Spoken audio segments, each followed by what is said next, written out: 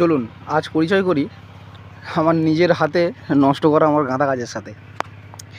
দেখুন, আমি যখন এই গাঁদা গাছটা প্রথমে এনেছিলাম নার্সারি থেকে, তখন একদম ছোট্ট ছিল, ঠিক আছে, একদম পুচকে, মানে 2 ইঞ্চি মতন, 2 ইঞ্চির গাছ নিয়ে এসেছিলাম। এবারে গাছটাকে যখন আমি বসিয়েছিলাম, এই একটা গাছ আর এই একটা গাছ, এর ফাঁকেই এই বড় গাছটা হয়ে গেছে, আর এই একটা গাছ, ঠিক আছে, ডিস্টেন্স দেখুন, এই একটা গাছ আমি ডিস্টেন্সেই বসিয়েছিলাম। এইবারে গাছ যখন তৈরি হয়ে গেছে, মানে ছোট ছিল, গ্রোথটা একটু কম হচ্ছিল, আমি ভেবেছিলাম কি যে গাছটা হয়তো মরে যাবে বা কিছু। এবারে মাকড়ও লেগে গেছিলো আমার কাছে, তো তার জন্য খুব সমস্যায় ভুগেছি। এখনও মাকড়ের প্রতিক্রিয়া দেখতে পাবেন, এই দেখুন গাছের কুঁড়ি এখনও ছোটো আছে, ঠিক আছে, এখানে জঞ্জাল মতন হয়ে গেছিলো, তার জন্য গাছের গ্রোথটা অনেকটা নষ্ট হয়ে গেছিলো। তো আমি কাকা আর কনফিডার ব্যবহার করে করে মাকড়টা কাটিয়ে দিয়েছি, কিন্তু ভুল আমার হয়ে গেছে এই দেশি গাছটা বসানো। এই গাছের গ্রোথটা একবার দেখুন, কত বড় ঝাঁকড়া গাছ, ঠিক আছে। এই গাছটাকে আমি বসিয়ে দিয়ে কী হয়েছে, এখন এই গাছে যখন ফুল আসা শুরু হয়েছে, এর কিন্তু এখনও ফুল আসা শুরু হয়নি, কারণ এটা দেশি ব্রিড, ঠিক আছে, এটা হাইব্রিড ব্রিড ইনকা। সমস্যা কি করেছি দেখুন, এই গাছের জন্য আজকের এর গ্রোথটাকে আরও আমি নষ্ট করে ফেলেছি। যদি আমি এই গাছটা না বসাতাম, আমার এই ফুলের সাইজটা দেখুন, কত বড় ফুলটা ফুটেছে একবার দেখুন। পিছনে অনেক কুঁড়ি রয়েছে, যেগুলো এই গাছের জন্যে, দেশি গাছের জন্য হতে পারছে না। আমি সকলকে রিকোয়েস্ট করব যে ইনকা যদি কেউ বসায়, কেউ যদি ভালো কোয়ালিটির গাছ বসায়, সে যেন কোনো রকম দেশি গাছ তার পাশে না রাখে। এটা একটা বড় ভুল, এটা অনেকেই করে। আমার এটা মাটির গাছ, যদিও বা আমার এটা টপের গাছ না। টপের গাছ হলে আমি অবশ্যই সরাতে পারতাম, কিন্তু যেহেতু মাটিতে বসিয়েছি আমি সরাতে পারলাম না। এবছরের আমার এই গাঁদার স্বপ্নটাই স্বপ্ন থেকে গেল।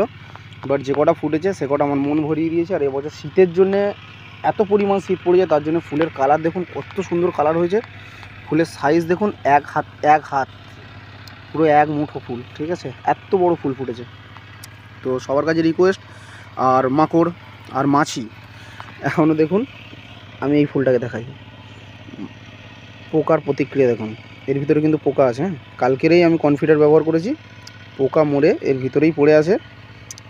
যে মাছি এর ভিতরে ঢুকে যাচ্ছে আস্তে আস্তে, মানে ফাঁকা করলেই ঢুকে যাচ্ছে। এই যে মাছি, এই যে মাছি, এই মাছি পড়ে আছে মরে। এই মাছির উপদ্রব না কাটাতে পারলে ফুল গাছ পুরো নষ্ট হয়ে যাবে। তবে এটা আমার যে ক্ষতি করেছে, আমার শান্তি দেওয়ার জন্যে এক আছে, এর ওপরেও দেখুন মাছি। এখন আমি একটু আড়াল করলেই দেখানো যাবে, একটু ছাওয়া করি। এই দেখুন মাছি, এই মাছির উপদ্রব যদি নষ্ট করা না যায়, ফুল সব নষ্ট করে দেবে। সাথে মাকড়, সাথে মাকড়, এই ফুলে প্রচুর মাকড় রয়েছে দেখুন। কালকে যেই কনফিডার দিয়েছি গাছে, ফুলে সব বাইরের দিকে বেরোনো শুরু করেছে, কিন্তু এ আমাকে শান্তি দিয়ে দিয়েছে। এই ইনকার কালারটা দেখুন, এই ইনকার কালারটা দেখুন, সাইজটা দেখুন কত বড় আর কত সুন্দর হয়েছে। এখনও ফুটবে, এর এখনও ফোটা বাকি আছে। কুঁড়ি ভিতরে ভর্তি, সারা গাছ জুড়ে কুঁড়ি এসছে দেখুন। আমার মাটির গাছ, সারা গাছ জুড়ে কুঁড়ি এসছে। এবারে এর যে খাবার দিয়েছি আমি, প্রথমে গাছ বসানোর সময় মিক্সচার দিয়েছিলাম মাটির সাথে, ঠিক আছে, আর গাছ বাড়ার সাথে সাথে মোটামুটি আমি খোল ভেজানো জল আর 10-26-26 প্রয়োগ করেছিলাম। তো আমার ওই দুটো গাছ যেমন মন নষ্ট করেছে, এই গাছটা আমার মন ভরিয়ে দিয়েছে। সবে তলার ফুল ফুটেছে, ওপরের ফুল ফোটা শুরু হয়েছে, এগুলোর কুঁড়ি ধরেছে, পুরো গাছটাই ঝাঁকড়া হয়েছে, পুরো গাছেই কুঁড়ি রয়েছে।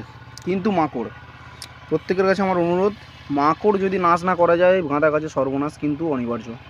তলা থেকে একদম গাছের পাতা উল্টে তলার দিক থেকে কনফিডার বা কাকা যে যেটাই ব্যবহার করবে, 1 সপ্তাহ অন্তর অন্তর ঘুরিয়ে মারা যেতে পারে।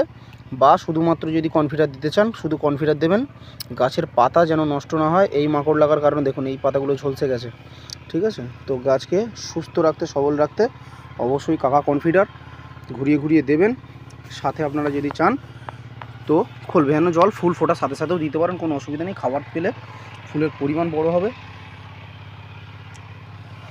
সুন্দর ফুল আসবে।